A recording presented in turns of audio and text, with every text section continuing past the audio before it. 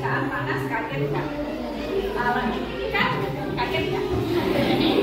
Ini namanya peka terhadap perangsana. Kita kaget kan dia bergerak. Namanya dia peka terhadap perangsana. Nah, ada lagi nggak contohnya tumbuhan yang peka terhadap perangsana? Contohnya benda yang tumbuhan yang bergerak ketika disentuh. Ayo apa contohnya? Ayo apa contohnya? Ada tanaman yang dia kalau disentuh dia akan disentuh. Putri malu. Itu adalah contoh dari tumbuhan yang akan menutup ketika disentuh. Ada lagi, tahu bunga matahari nggak? Pernah lihat tanaman bunga matahari nggak? Kalau pagi hari dia menghadap ke mana? Kalau nggak, kalau pagi hari bunga matahari itu menghadap ke mana? Menghadap ke cahaya matahari. Tapi ketika malam dia akan menutup. Kenapa? Karena cahaya mataharinya sudah tidak ada. Terus tumbuh dan berkembang. Apa contohnya tumbuh dan berkembang? Kalau tumbuh berarti badannya kita jadi seperti apa? Kalau tumbuh apa? Besar boleh. Apalagi selain besar? Apakah kamu waktu kecil itu ukurannya sudah segini? Waktu bayi dilahirkan sudah segini nggak? Seberapa waktu bayi? Kan? Kecil, tapi semakin besar kalian akan semakin tumbuh itu ditandai dengan badan yang semakin tinggi. Kalau berkembang badannya semakin gemuk. Siapa di sini yang gemuk? Jadi sudah berkembang dengan banyak sekali. Nah, yang terakhir adalah berkembang. Apa yang berkembang ya? Berkembang dia apa itu? Ada yang tahu? Berkembang dia adalah